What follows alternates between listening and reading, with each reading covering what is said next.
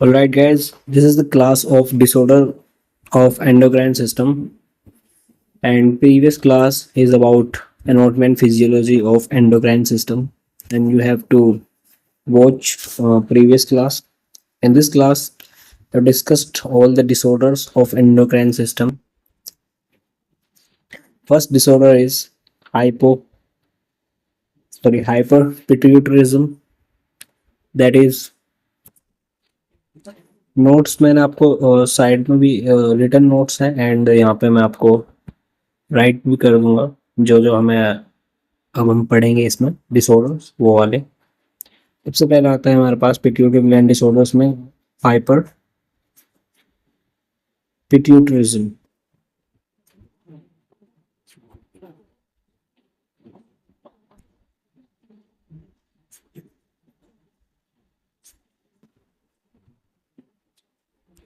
तो हाइपर पिट्यूटरिज्म में क्या होता है? सबसे पहले तो excessive secretion of pituitary hormones that is GH, growth hormone, prolactin, okay, and ACTH. ये सब ग्रोथ हार्मोन्स और प्रोलैक्टिन और एसीटीएच एक्सेसिव में सिक्रीट होते हैं, पिट्यूटरी हॉर्मोन्स इनको बोलते हैं, ठीक है। Growth hormone and prolactin are two majors hormones over produced by anterior pituitary. में जो ग्रोथ हार्मोन है और प्रोलैक्टिन है ये ज़्यादा मात्रा में सिक्रेट करते हैं pituitary, okay. Over stimulating of other endocrine glands through excessive production of stimulating hormones can be also seen, okay। And causes की बात करें तो pituitary adenoma most common cause है।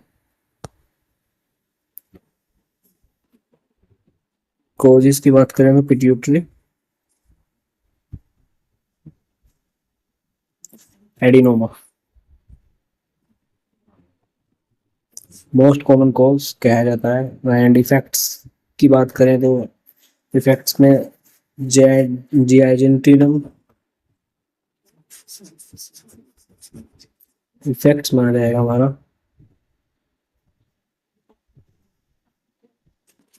GIAGANTISM। जियाजेंटिज्म, जियाजेंटिज्म क्या है? Excessive growth hormone before epiphyseal closure, childhood time में। तो over production of growth hormones, इसमें क्या होता है? ओवर प्रोडक्शन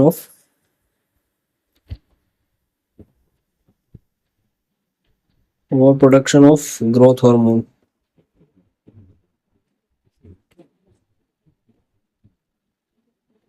ठीक है। एंड जाइंटिज्म में occurs before the closure of epiphyseal plate of the bone, ठीक है। तो ये चाइल्डहुड टाइम में होता है। इस टाइम पे होता है कि जब एपिफिजियल क्लोजर होता है उससे पहले हो जाता है, ठीक है। एक्सेसिव अमाउंट में होता है, ठीक है। एंड फीचर्स की बात करें तो इसमें टॉल स्ट्रेचर, लार्ज हैंड्स या फिट, एंड डिलेड प्यूबर्टी, ऑर्गेनोमेगैली, इसमें डिलेड ये सब फीचर्स आते हैं।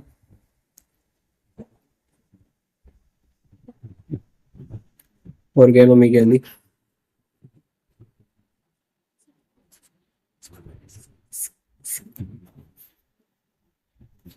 और इसके कॉजेस की बात करें तो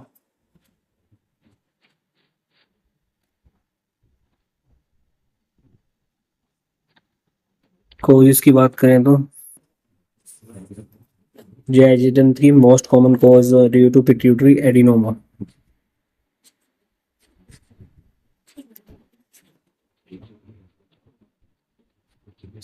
पिट्यूटरी एडिनोमा होता है, ओके। एंड मैनेजमेंट में हम क्या करते हैं? Resection of the tumour, resection of the tumour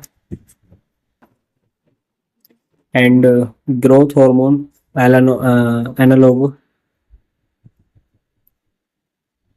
Octreotide is very effective in reducing GH level and pituitary radiation.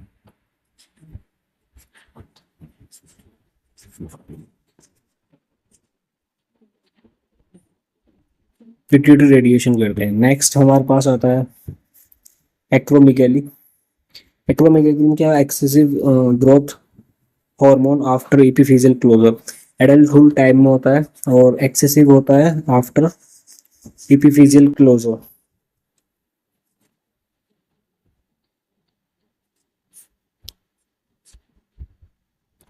After epiphyseal closure, ठीक है। एंड फीचर्स की बात करें,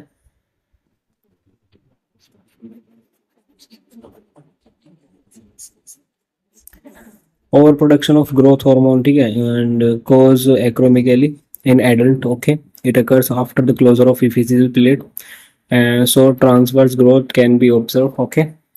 and और से फेशियल फीचर्स एनलार्ज जो, इसमें एनलार्ज हो जाता है जो,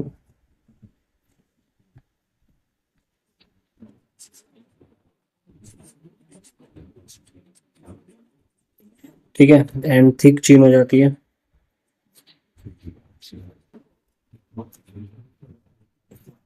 लार्ज हैंड हो जाते हैं,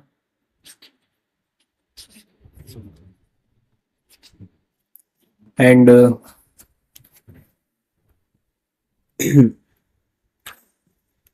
these are the clinical manifestations. Hypertension भी देखने को मिलता है मे बी, ठीक है। नेक्स्ट चलते हैं हमारा मैनेजमेंट की ओर। इसमें मैनेजमेंट क्या देंगे, सो इसमें similar to GGNTM।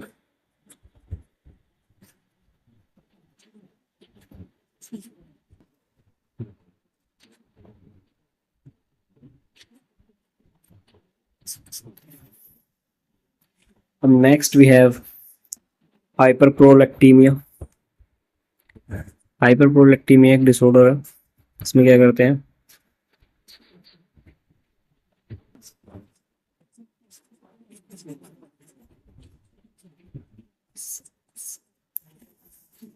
increase level of prolactin,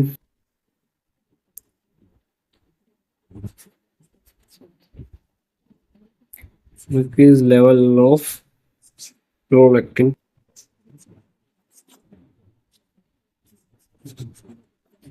या फिर एक्सेसिव अमाउंट में इसमें प्रोलैक्टिन बन जाना। एंड कॉजेज इसके होंगे ट्यूमर इन द पिट्यूटरी, या फिर पिट्यूटरी एडिनोमा, ड्रग्स, एंटीसाइकोटिक्स चलेंगे इसमें, ओके। कॉजेज की बात करें तो tumour in the pituitary,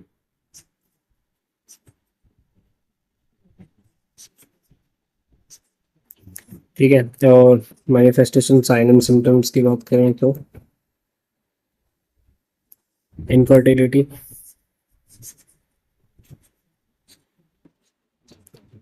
decrease sex drive, and bone loss,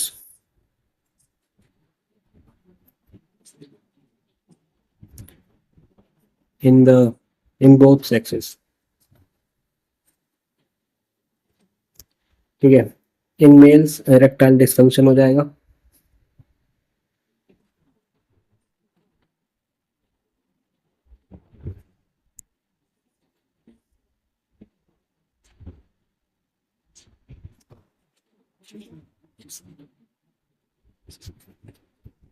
okay. And in female हो जाएगा vaginal dryness,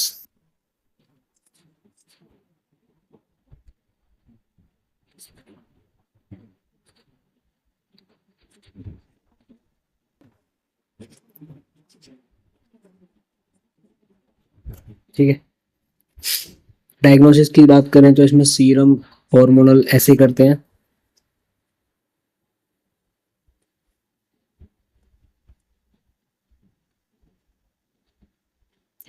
and CT or MRI for brain.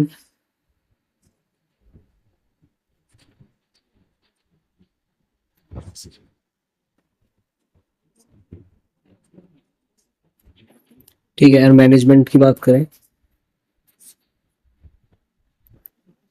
तो इसमें हम ब्रोमेरकेपिटीन and cabergoline decrease the prolactin level, and surgery and radiation therapy may be also useful. So radiation therapy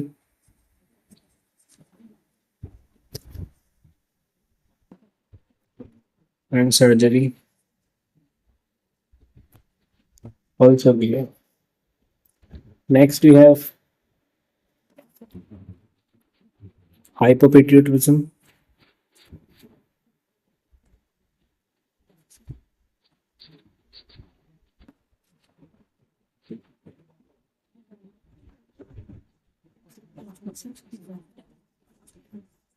hypopituitarism में क्या होता है?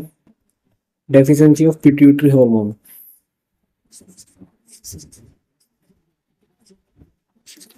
Deficiency of pituitary hormone. Okay. And anterior lobe of pituitary hormone. This is name of hypopituitary hormone. Short stature, stunted growth resulting from absence or deficit growth hormone, sexual and reproduction disorder, deficiency of gonadotropin, FSH and LH, lead to sterility, decreased sex drive and decreased secondary sexual characters, hypothyroidism, secondary adrenocortical insufficiency, prolactin deficiency. These are the symptoms occurs and causes tumor. तो इसकी बात करें तो tumour, trauma and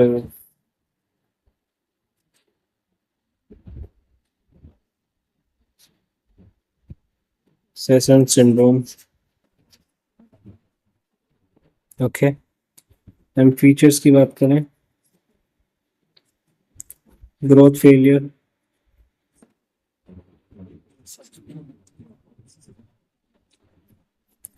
hypothyroidism,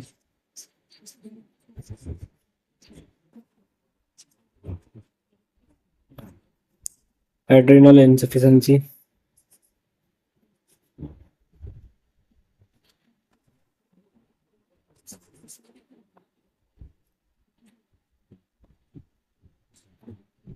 infertility.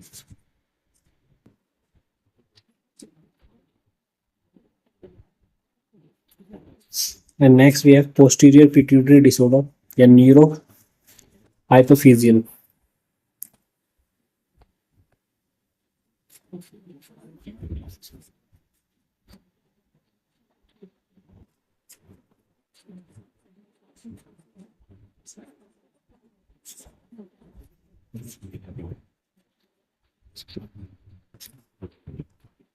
इसमें हम क्या करते हैं? Deficiency of ADH.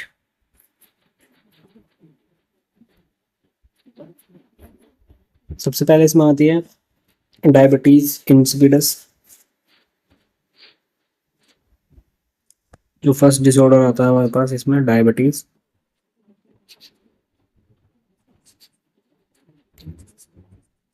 इंसिपिडस.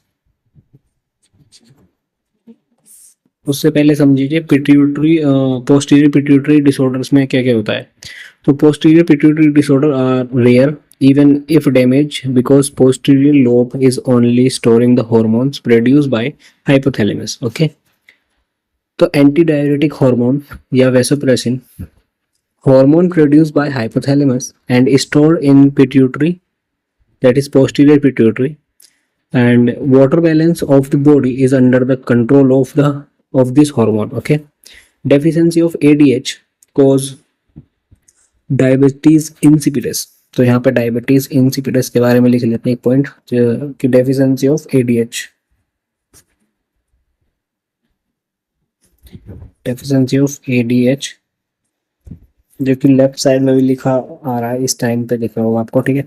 तो ये क्या कॉज करता है, diabetes insipidus, okay. Excessive secretion of ADH cause syndrome of inappropriate anti diabetic hormone SIADH। जो एक्सेसिव सिक्रीशन होगा अगर इसका, तो ये कॉज करेगा secondary disorder, that is SIADH. It is called syndrome of inappropriate antidiuretic hormone. And next we have oxytocin. Oxytocin, hypothalamus produce oxytocin and posterior pituitary store and release it. तो hypothalamus जो है वो oxytocin को produce करेगा और जो store करेगा इसको वो करेगा पोस्टीरियर पिट्यूटरी, स्टोर करेगी एंड रिलीज करेगी। Posterior pituitary store and release. तो सबसे पहले हम पढ़ते हैं डायबिटीज इंसिपिडस। डायबिटीज इंसिपिडस में डेफिशिएंसी ऑफ एडीएच की वजह से होता है। एंड इसमें हम फीचर्स की बात करें तो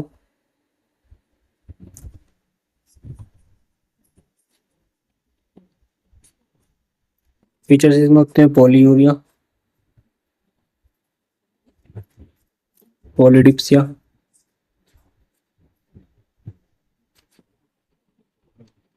and dilute urine,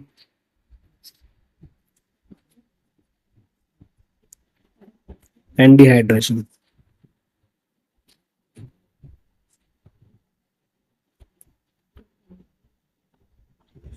And other manifestations like skin and mucous membrane become dry. Skin and mucous membrane becomes dry, ठीक है। एंड इसमें हम एक टेस्ट करवाते हैं, water deprivation test.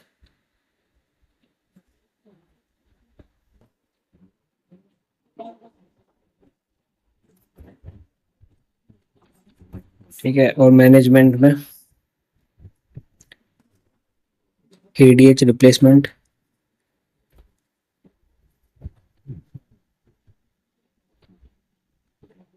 And removal of tumours.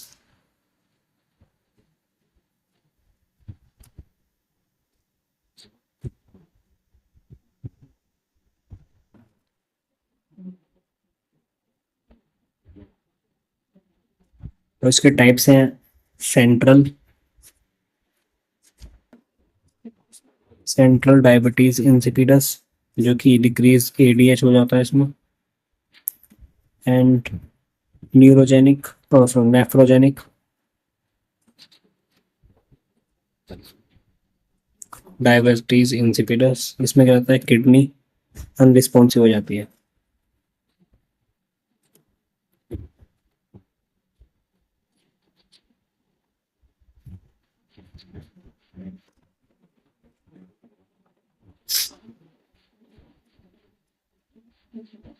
और SIADH भी हमने पढ़ लिया है कि इसमें क्या होता है, एक्सेसिव ADH हो जाता है, वाटर रिटेंशन, हाइपोनेट्रीमिया, लो यूरिन आउटपुट, कंफ्यूजन, सीजर्स, ये इसके साइन एंड सिम्टम्स होते हैं।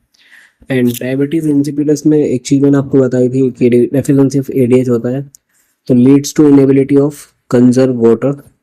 इट कैन बी सेंट्रल और न्यूरोजेनिक, जैसे कि आपको बताया अभी। Next we have SIADH। SIADH हमने पढ़ा, इसमें क्या होता है कि excessive anti diabetic hormone secrete होने लग जाता है, जिसकी वजह से हमारे सिम्टम्स आते हैं water retention,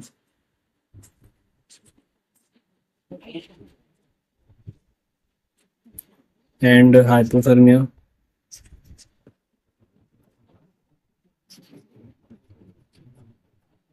hyponatraemia, low urine output,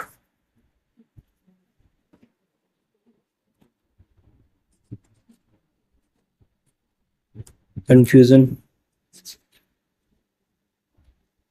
seizures.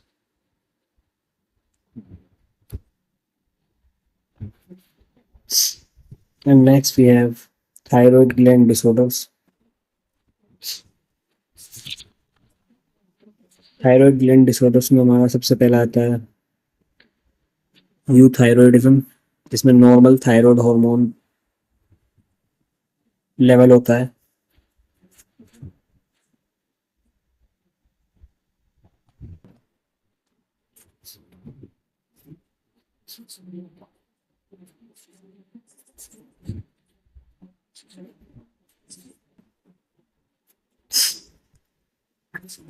सबसे पहला आता है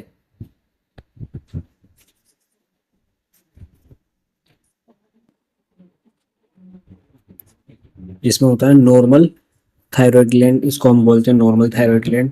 फिर आता है हमारे पास हाइपरथायरॉयडिज्म, जिसमें होता है excessive thyroid hormone.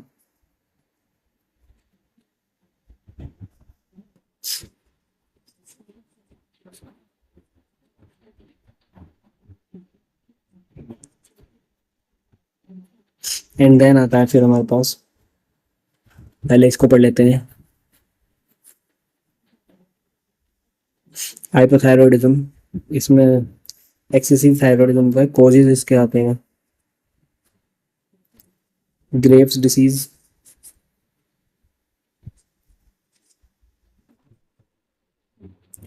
And toxic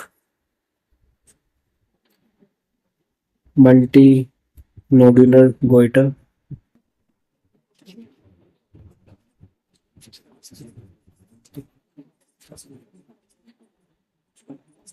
okay, and features की बात करें तो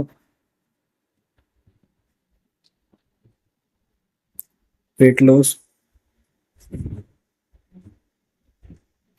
heat intolerance, tremors, tachycardia and exophthalmos, ये सब इसमें हाइपोथायरॉयडिज्म में आते हैं। डिसऑर्डर ऑफ थायराइड ग्लैंड में गोइटर भी आता है। सो गोइटर क्या होता है? Enlargement of thyroid gland.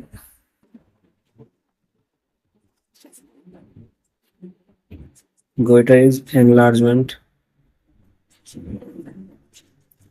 Of thyroid gland and causes इसका होता है डेफिशिएंसी ऑफ आयोडीन,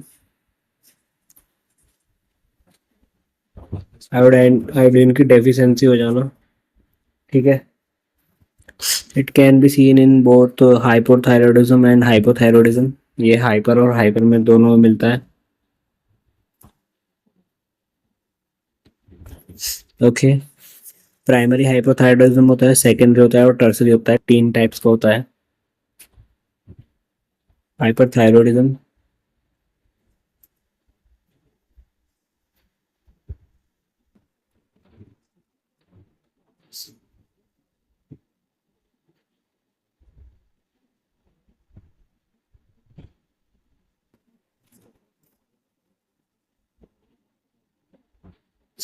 तो हाइपोथायरॉयडिज्म तो हाइपरथायरॉयडिज्म तो हो गया कंप्लीट यहाँ पे। Next we have hyperthyroidism.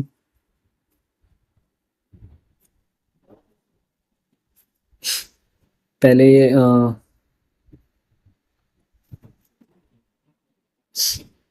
Next we have hypothyroidism.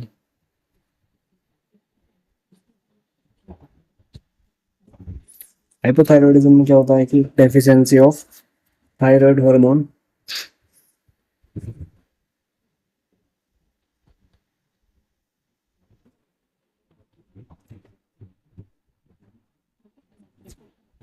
okay,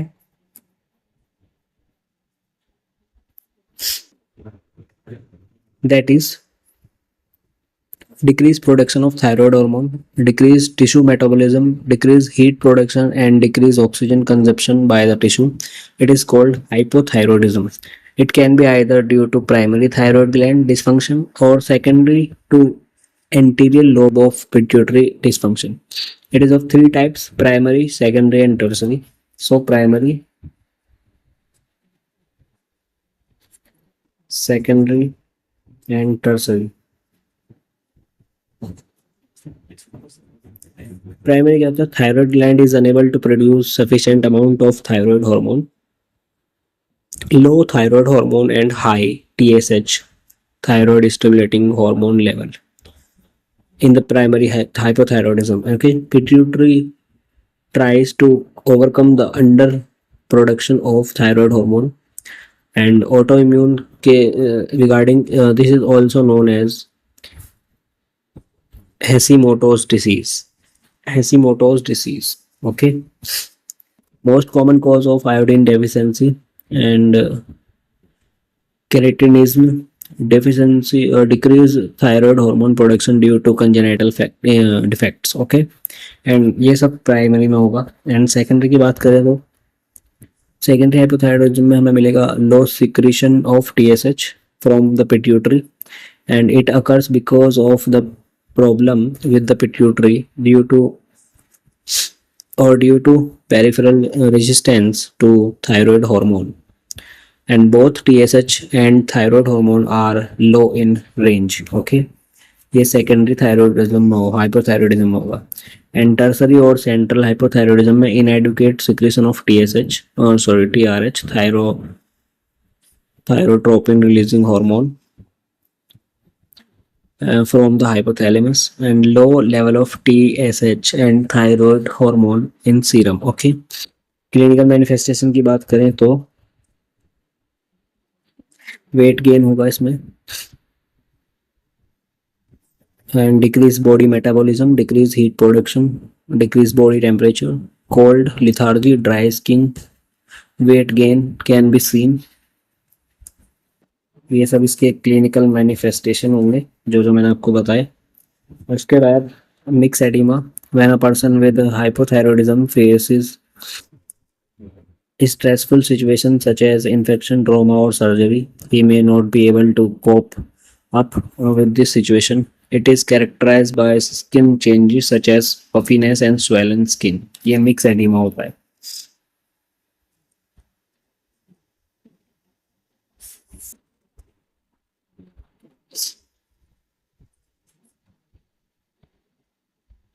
goitre मैंने आपको बताया कि enlargement of thyroid gland, simple, non toxic, toxic और मल्टीनोड्यूलर होता है. And next we have थायरोइडाइटिस.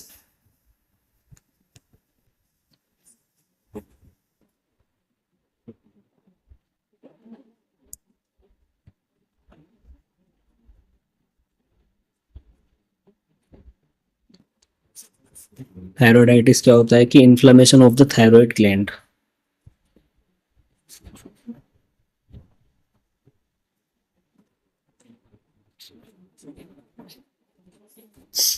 And types में इसकी हैशीमोटोस थायरोइडाइटिस, ऑटोइम्यून और सब एक्यूट थायरोइडाइटिस, 3 टाइप्स होते हैं. Okay, most commonly caused by streptococcus pyogenes, streptococcus aureus and pneumococcus pneumoniae. तो ये मोस्ट कॉमन कॉज होते हैं इसके. And next we have parathyroid gland disorders. इस पे बात करते हैं.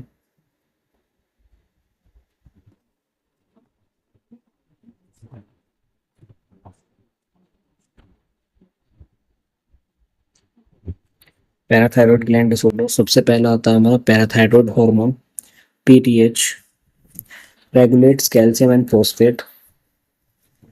ये क्या करता है, कैल्शियम और फॉस्फेट के मैकेनिज्म को रेगुलेट करता है. Fall in the serum calcium level promotes the production of parathyroid hormone, and parathormone increase the release of calcium from bone to blood and increase the GI absorption of calcium. At distal convoluted tubule of kidney, the vitamin D or cortisol calcitrol is activated by PTH, which stimulate absorption of calcium from GI tract. Okay, in kidney it will prevent the urinary loss of calcium. Okay, तो ये हमारा parathyroid hormone के बारे में है.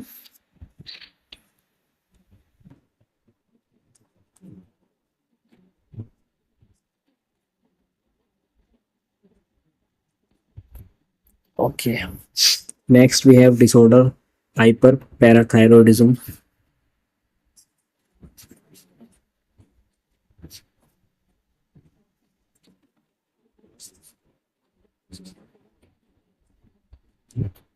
हाइपरपैराथायरॉयडिज्म में क्या होगा, एक्सेसिव पीटीएच रिलीज होगा।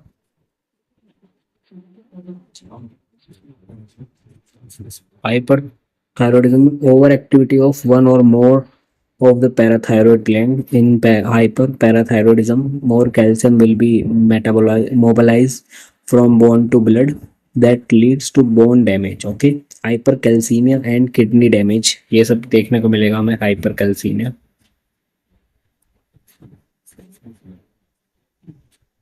and kidney damage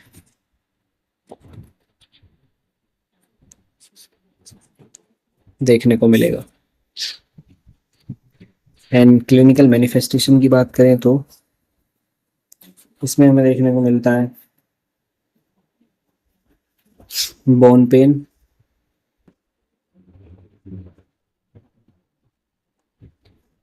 pen, pathological fracture,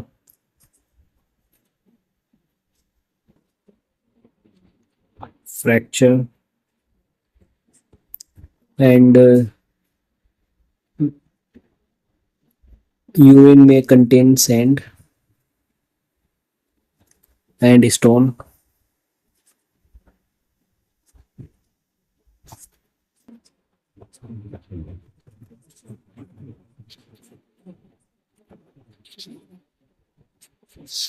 ठीक है, इसके बाद किडनी स्टोन्स,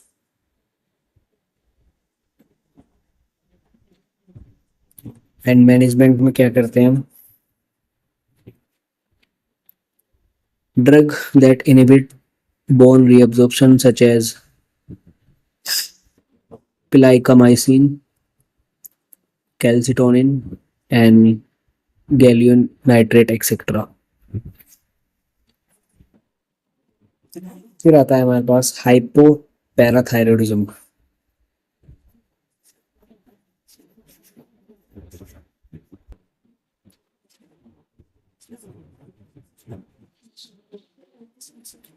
हाइपोपैराथायरॉयडिज्म में क्या होगा, डिक्रीज पीटीएच, इसमें इसका उल्टा होगा।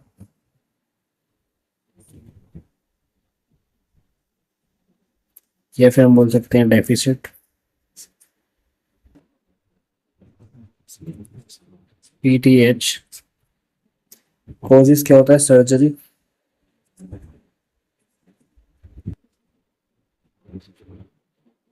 सर्जरी या फिर थायरॉयडेक्टोमी।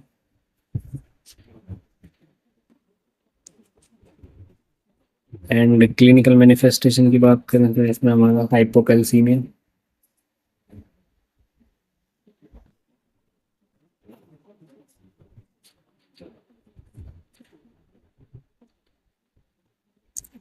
टिटेनी,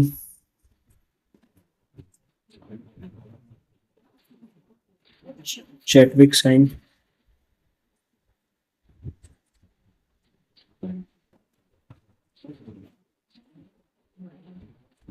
एंड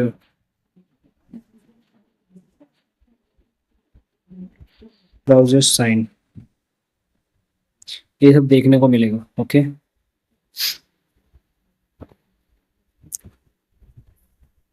ये हमारा हो जाएगा हाइपोपैराथायरॉयडिज्म। मैनिफेस्टेशन में मैंने आपको बताया थी कौन से साइन मिलेंगे। मेडिकल मैनेजमेंट में increase the serum calcium level by administration 10% calcium gluconate, 10% calcium gluconate advice करेंगे हम।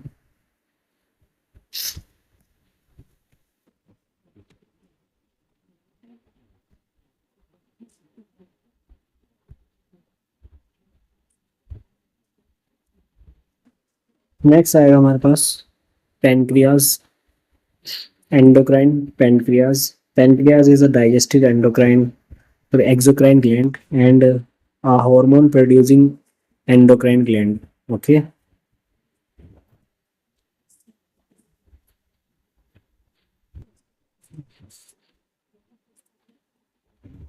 हॉर्मोन्स ये प्रोड्यूस करता है इंसुलिन,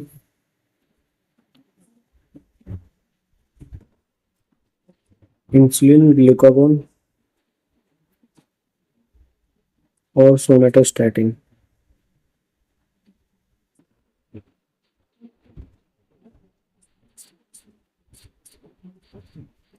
इंसुलिन क्या करता है, लोअर ब्लड ग्लूकोज लेवल, ये लोअर कर देता है ब्लड ग्लूकोज लेवल को, और ये इंक्रीज करता है ब्लड ग्लूकोज लेवल को। और सोमेटोस्टेटिन इनहिबिट करता है इंसुलिन एंड ग्लूकागॉन को, inhibit insulin and glucagon.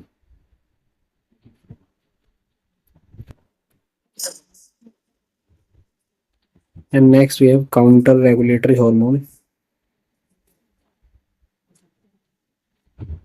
that is epinephrine, cortisol,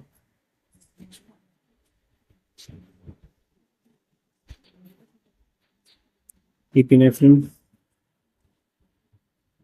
cortisol, GH, glucagon.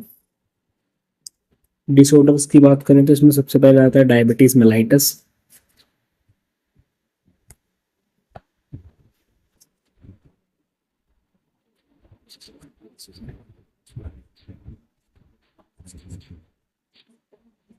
Diabetes mellitus में सबसे पहले टाइप 1 डायबिटीज मेलाइटस क्या होता है? Diabetes mellitus is a group of metabolic disorder characterized by elevated level of blood glucose, that is hyperglycemia, resulting from defects in insulin secretion, insulin action, और both भी कह सकते हैं। ओके, सो इसमें types आते हैं। टाइप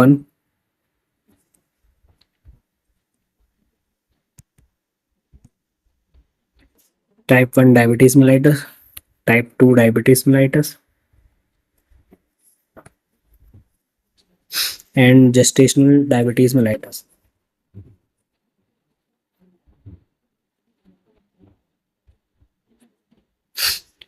टाइप 1 में क्या होता है? इंसुलिन डिपेंडेंट होती है, deficiency of insulin secretion, it may be hereditary, and 5 to 10% of patient with diabetes have type 1। 5 to 10% जो पेशेंट होते हैं उनके पास 5 टाइप 1 होती है। Type 2 diabetes mellitus non insulin dependent होती है। Okay, non-insulin dependent means in this condition insulin production is there in the body, but the body receptor are unable to respond to that insulin.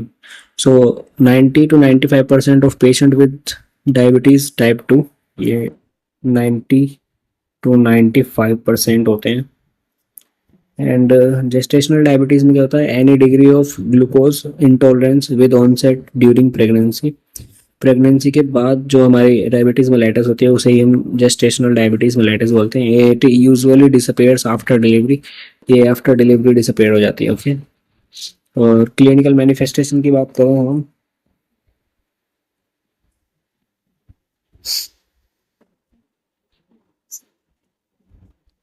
Clinical manifestation में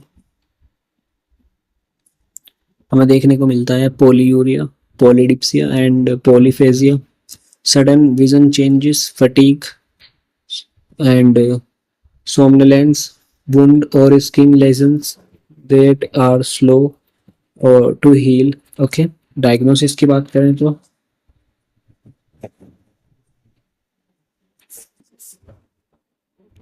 diagnosis में glucose tolerance test, GTT, and fasting plasma glucose level above 125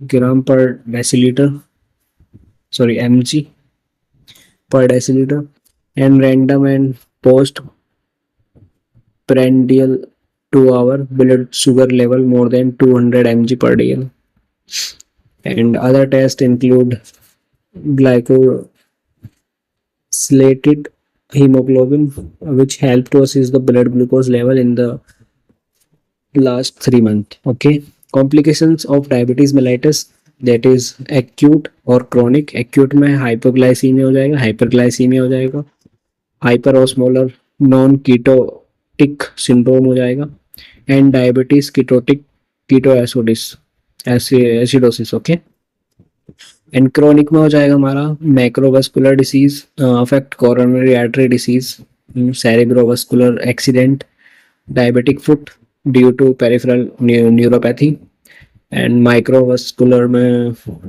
disease affect eyes, retinopathy, neuropathy, nephropathy. Okay, neuropathy disease affect sensory motors, and autoimmune disease nerves. These are the disease and condition complications.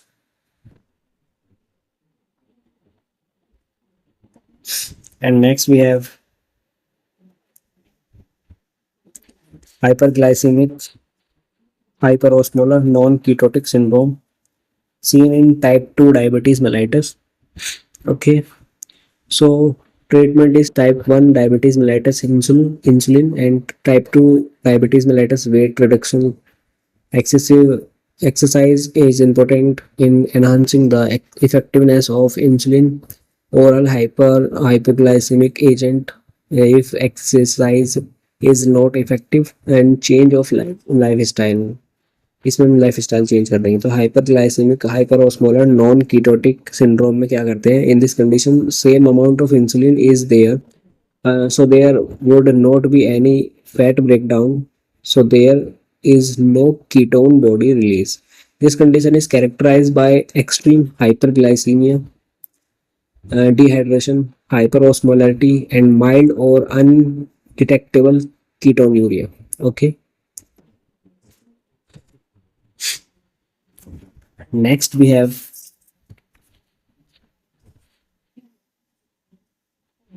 adrenal gland disorder, that is adrenal cortex aldosterone.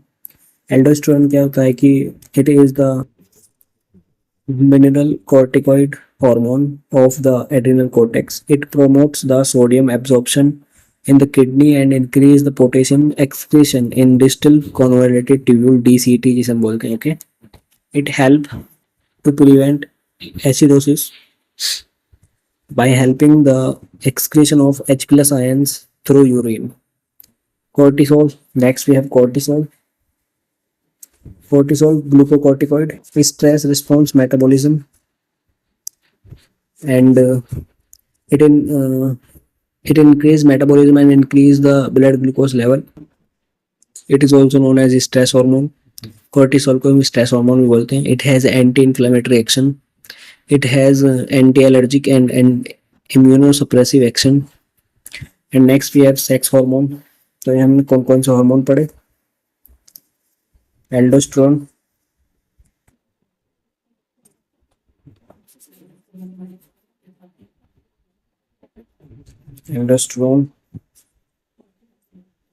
cortisol, and sex hormone.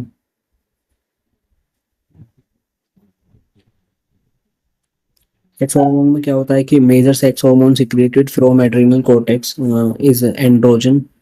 Androgens are dehydro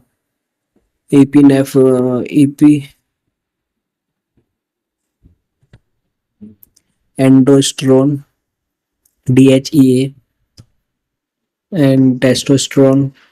Most active androgen is DHEA. Okay, masculine feature of the body result from androgen secretion. And next, disorder of adrenal gland, that is adrenal insufficiency या फिर editions disease.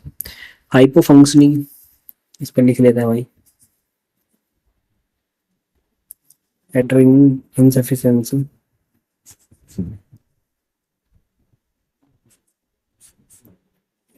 Hypofunctioning of the adrenal cortex is termed as adrenal insufficiency. Primary adrenal insufficiency due to impairment of adrenal gland which cause hypofunction.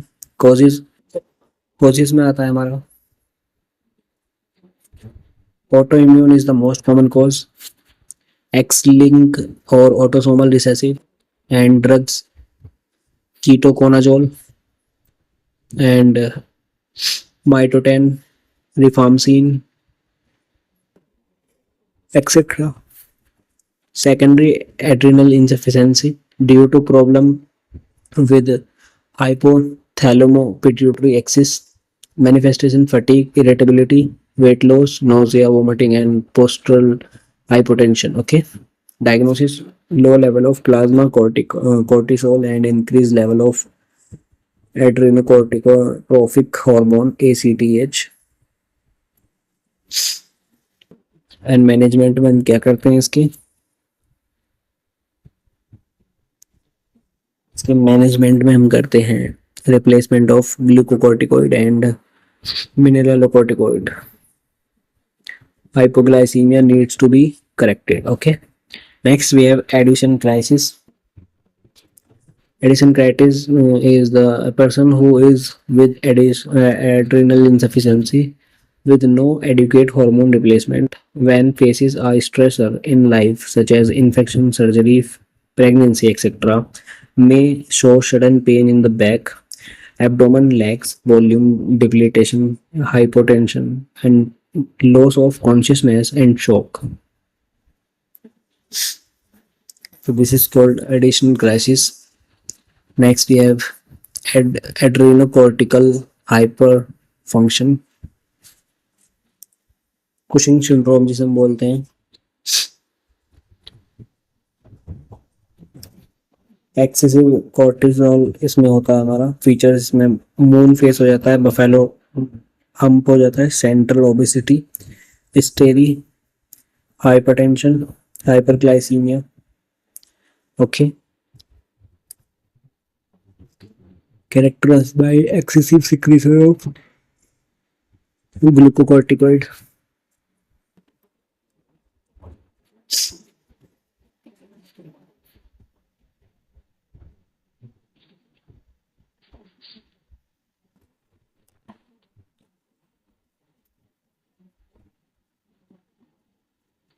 And next we have adrenal medulla.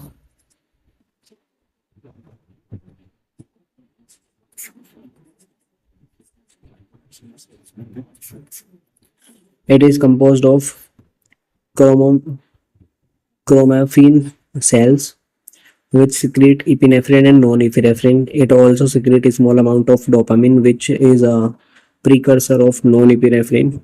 Action of this hormone mimic symptomatic nervous system. These hormones are known as emergency hormones. Okay, the disorder of adrenal medulla. The main two types of tumors of adrenal medulla are pheochromocytoma and neuroblastoma. Pheochromocytoma, catecholamine secreting tumor of the chromaffin cell of the adrenal medulla. Okay, so this is called pheochromocytoma, and catecholamine release occur at various frequencies and intensities known as paroxysm. Manifestation की बात करें तो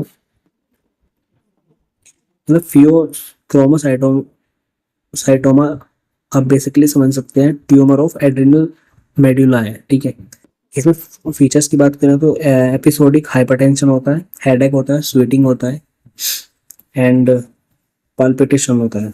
okay, तो फियोसाइटोसोमा आपने पढ़ लिया. Next with neuroblastoma.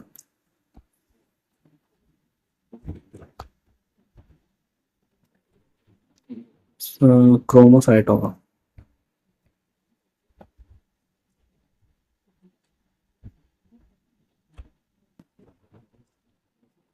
Next is neuroblastoma.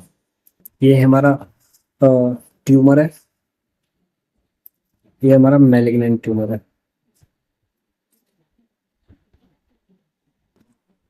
ये children में होता है बेसिकली. इसमें abdominal mass, metastasis to bone and bone marrow. Neuroblastoma में होता है. सर्जरी इसमें करते हैं, मैनेजमेंट में सर्जरी होता है. सिम्टम में fatigue, loss of appetite and fever, and surgery में कीमोथेरेपी एंड रेडियोथेरेपी प्रोवाइड करते हैं. ओके, और सर्जरी भी कर देते हैं अगर बाई चांस शेप प्रॉपर ठीक नहीं होता है तो. Next we have last gonads.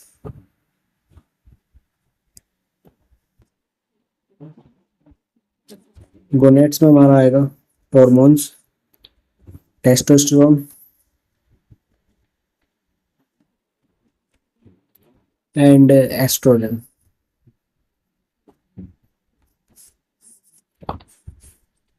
Testosterone क्या कहता है, मेल सेकेंडरी सेक्स कैरेक्टरिस्टिक्स है, that is spermatogenesis. And oestrogen female secondary sex characteristics जैसे मेंस्ट्रुएशन साइकिल रेगुलेशन। तो टेस्टोस्टेरोन में क्या होता है, male sex hormone produce by gonads, this is the pituitary steroid abused by athletes, it has anabolic reaction, okay। and estrogen क्या होता है, female sex hormone produced by gonads, puberty related growth and initiation of menstruation and are linked with the increased release of estrogen and progesterone, okay। तो यहाँ पे हमारा ये endocrine system, disorder of endocrine system खत्म होता है। इसकी question लगा देना भाई, टारगेट है, बुक ले लो और उसमें से आप क्वेश्चंस लगा सकते हो इजीली एंड रिवाइज कर सकते हो ये सारे टॉपिक जो मैंने आपको पढ़ाए हैं, ओके। और बताना कैसा लगा ये वीडियो, और लेक्चर अच्छा लगा तो लाइक करना, शेयर करना एंड सब्सक्राइब करना चैनल को, ठीक है। Bye, thank you so much.